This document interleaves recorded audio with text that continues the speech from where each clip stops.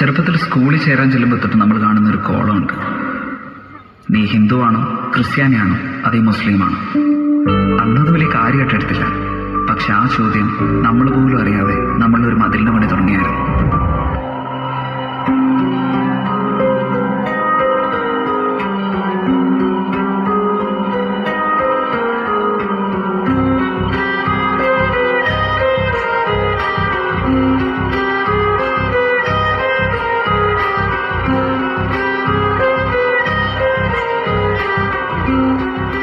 അന്ന് ഞങ്ങളുടെ നാട്ടിലൊരു മഴ പെയ്തു. മഴയല്ലേ, എല്ലാവർക്കും ഇഷ്ടമല്ലേ. സന്തോഷത്തോടെ ഞാൻ ഓടി മുറ്റത്തേക്ക് ഇറങ്ങി.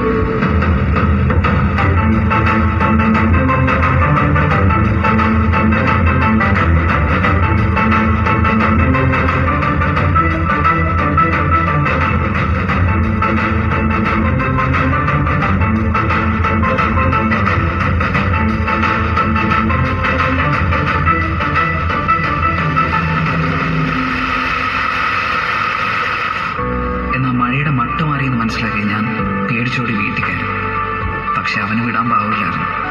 വീട് വെള്ളം കൊണ്ട് നിറയാൻ തുടങ്ങി. എന്ത് ചെയ്യണമെന്നറിയില്ല, ആരെ വിളിക്കണമെന്നറിയില്ല. ഒരു വഴിയില്ലാതെ ഞാനൊരു മുകളിലേക്ക് കയറി. അന്ന് അവിടെ വെച്ച് ജീവിതത്തിൽ ആദ്യമായിട്ട് ഞാനൊരു കാഴ്ച കണ്ടു. പണക്കാരൻ, പാവപ്പെട്ടവൻ, പണ്ഡിതൻ, പാമരൻ, താണ ജാതി, കൂടിയ ജാതി, ജീവന് വേണ്ടിയുള്ള ഇവരുടെ എല്ലാ നിലവിളിക്ക് ഒരു സ്വരമായിരുന്നു.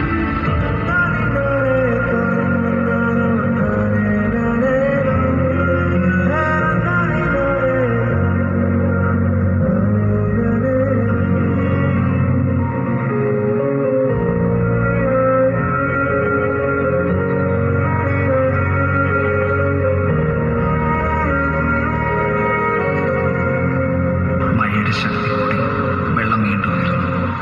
ഞങ്ങൾ ചുറ്റും നോക്കി, രക്ഷിക്കാൻ ആരെയും കണ്ടില്ല. പോകെ പോകെ പ്രതീക്ഷ നഷ്ടപ്പെട്ടു. ഇനി ആരും വരില്ലെന്നുറപ്പിച്ച് സ്വയം തോൽവി സമ്മതിച്ച് കൈകൾ ചേർത്ത് പിടിച്ച് കണ്ണുകളിറക്കി ഞങ്ങൾ മരണത്തെ കാത്തു. ഞങ്ങളാരും ഒരിക്കലും മറക്കില്ല.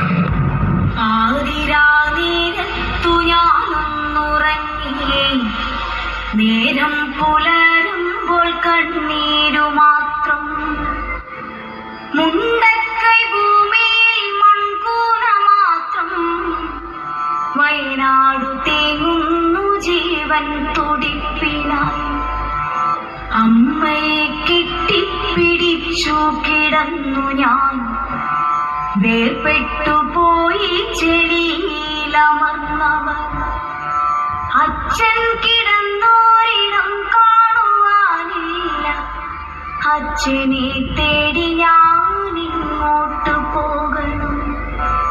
പുഴയുടെ തീരത്ത് സുന്ദരിയായി നിന്ന ഉറ്റ ചങ്ങാതിയാം അക്ഷരമുറ്റത്തെ മലയെടുത്തു മഴ വെള്ളവും കൊണ്ടുപോയി. മലയെടുത്തു മഴ വെള്ളവും കൊണ്ടുപോയി. കൂടപ്പിറപ്പുകൾ കാണാമറയത്ത് കൂട്ടിന്നു കൂടുവാൻ ചങ്ങാതിമാരില്ല. ഇനി എത്ര കാലം ഞാൻ കാത്തു നിന്നിടണം. ഇനി എത്ര കാലം കരഞ്ഞു തീർത്തിടണം.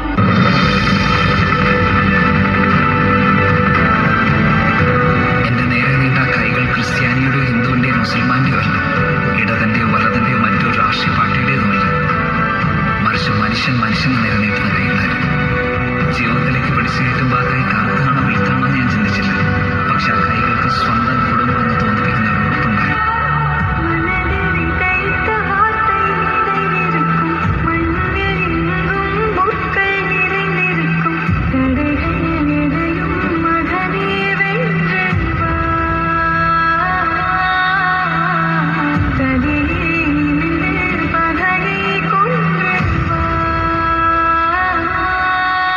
നന്ദി പറയാൻ ഇനിയുണ്ട്.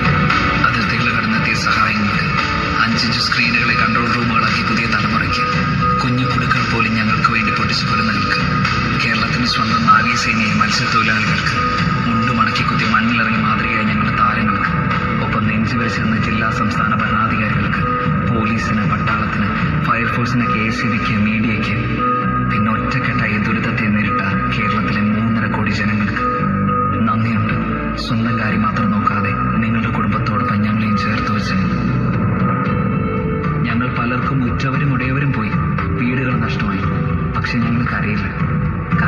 ചുറ്റും ഇന്ന് ആ മതിലില്ല. എല്ലാം ഒന്നിൽ നിന്ന് തുടങ്ങണമെന്ന് ഞങ്ങൾക്ക് നല്ല ബോധ്യമുണ്ട്. അത് ഞങ്ങൾ ചെയ്യുക തന്നെ ചെയ്യും. പക്ഷെ ആ മതിൽ പണിയാൻ ഇനി ഞങ്ങൾ സമ്മതിക്കും. നമ്മൾ അതിജീവിക്കും ഒറ്റക്കെട്ടായിട്ട്. കാരണം ഇത് കേരളമാണ്, ദൈവത്തിന്റെ സ്വന്തം നാടാണ്. തോൽക്കാൻ ഞങ്ങൾക്ക് മനസ്സില്ല.